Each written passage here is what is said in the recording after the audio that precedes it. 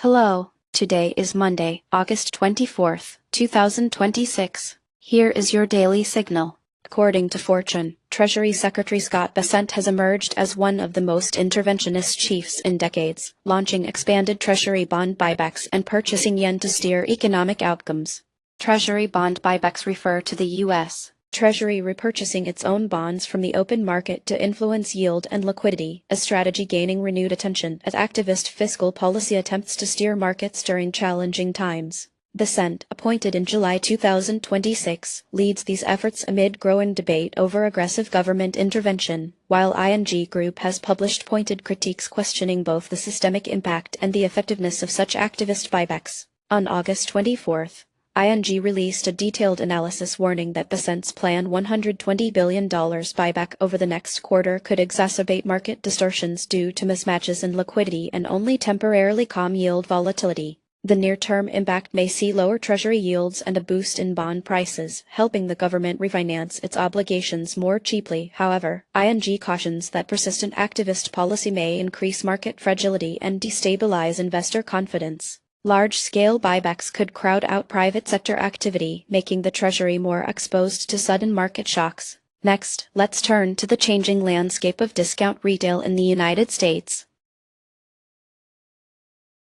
Walmart's sales growth has slowed to its lowest pace in 6 years, but according to Fortune, the retailer continues attracting high-income shoppers even as traditional middle American customers retreat.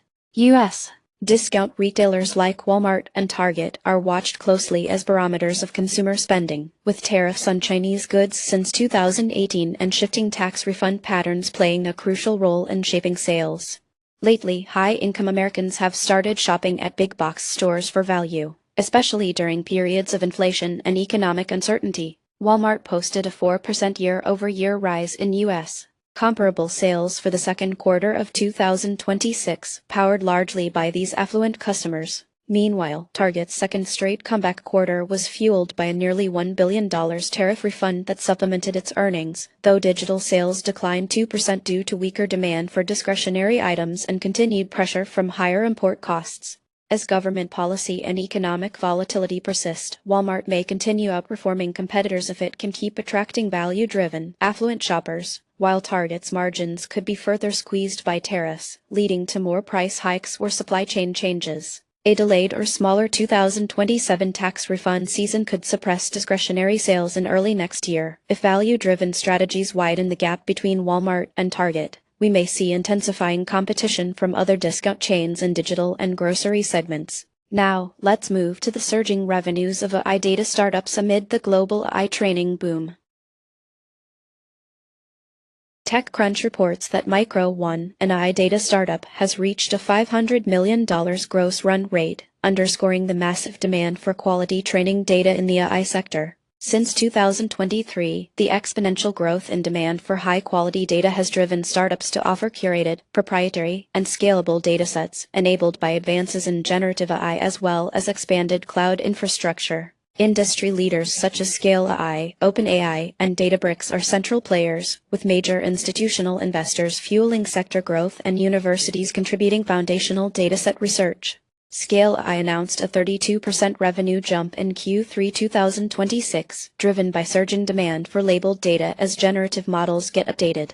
Databricks recently secured a $200 million investment round, citing increased training requirements from enterprise clients. In a push to improve model accuracy and diversity, OpenAI has entered partnerships with global universities to expand its proprietary datasets.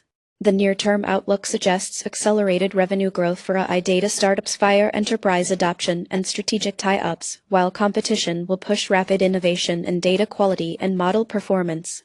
Expansion of proprietary datasets has also raised concerns about access, fairness, and data privacy, and ongoing institutional investment may drive further sector consolidation. Now, onto the markets. International markets showed broad gains, with Germany's EWG rising by 5.8% month-over-month, and Belgium's EWK posting a daily increase of 1.3%. France continued its positive trend, led by EWQ up 3.75% month-over-month, while Spain's EWP recorded the strongest daily move at 1%. Commodities rallied sharply, highlighted by a 13% monthly jump in GLD, the gold ETF, and platinum's PPLT surging 15.5% since last month. Silver saw a significant daily gain of 1.7%, making SLV a notable performer. The U.S. oil ETF, USO, edged higher with a 7.9% monthly lift and a marginal daily increase. In favorites, Microsoft's MSFD soared nearly 24% over the month, and Oracle's Oracle made the strongest daily move with a 3% rise. Nvidia's NVDA declined slightly by 0.98% on the day but remained positive for the month, while Amazon's AMZN dipped 0.56% daily as Alibaba's BABA dropped sharply by 8.6%. In sectors, the SP 500 ETF, SPY, advanced 3.6% month-over-month, and healthcare's Roman 45 led daily sector gains with a 1.3% increase. Semiconductors, tracked by SOX, dipped fractionally by 0.44% today though were positive month-over-month. Agriculture showed strength, with MOO up 2% daily and 2.6% since last month. That's it for today. You can find more news and details on our website. Goodbye.